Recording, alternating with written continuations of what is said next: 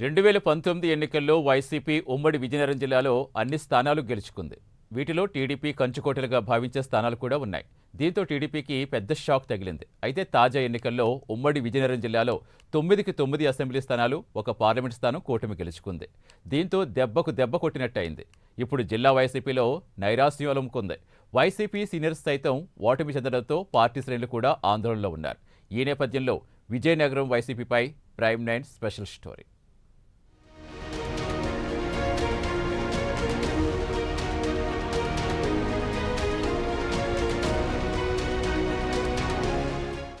ఈసారి జరిగిన సార్వత్రిక ఎన్నికల్లో ఇండియా కూటమి దెబ్బకి రాష్ట్రంలో వైఎస్ఆర్సీపీ కనీసం ప్రతిపక్ష హోదా కూడా లేకుండా పోయిన విషయం వైసీపీ శ్రేణులు జీర్ణించుకోలేకపోతున్నాయి.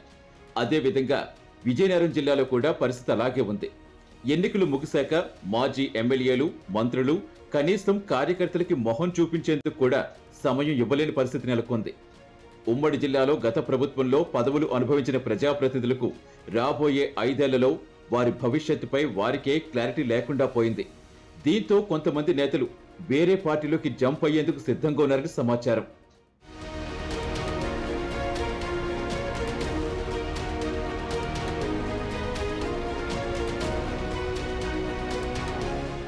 తాజాగా గెలిచిన ఎమ్మెల్యేల్లో జగన్తో పాటు 4-5 మినహాయించి మిగిలిన వారంతా పక్క పార్టీల వైపు చూసే పరిస్థితి ఉందని రాజకీయ విశ్లేషకులు చెబుతున్నారు.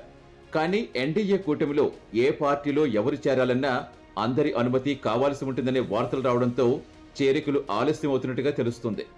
ఈ క్రమంలో గెలిచిన వారికే దిక్కులేదు. ఇంకా ఓటమి చెందిన విజయనగరం జిల్లా నేతల పరిస్థితి ఇంకెలా ఉంటుందో అని జిల్లాలో టాక్ వినిపిస్తోంది. గత 5 ఏళ్లు పదవులు వెలగబెట్టి అధికార అహంతో ఎన్నో అక్రమాలకు పాల్పడి రాబోయే 5 ఏళ్ల కాలం ఎలా గడపాల్సి వస్తుందో అని వైసీపీ నేతలు మదనపడుతున్నారు. ఈ క్రమంలో కనీసం కార్యకర్తలకు కూడా మొహం చూపించే పరిస్థితి కనబడడం లేదని తెలుస్తుంది.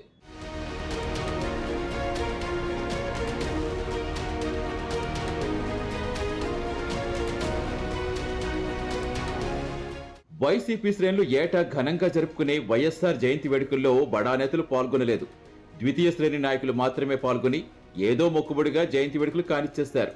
ఢిల్లీ వేదికగా పార్టీ అధినేత జగన్ తలపెట్టిన ధర్నా కూడా ఉమ్మడి జిల్లా నుంచి కేవలం మొక్కుబడిగా 3 మాజీ ఎమ్మెల్యేలు, 1 ఎంపీ మాత్రమే హాజరయ్యారు. జగన్ తలపెట్టిన ధర్నాకి ఇలా ఉంటే రాగల 5 ఏళ్లలో తమ పరిస్థితి ఏంటో అని మదనపడుతున్నారు పార్టీ శ్రేణులు. ఏది ఏమైనా రాగల రోజుల్లో ఈ తాజా మాజీలు దారిటో తేలాలంటే మరికొన్ని రోజులు వేచి చూడాల్సిందే.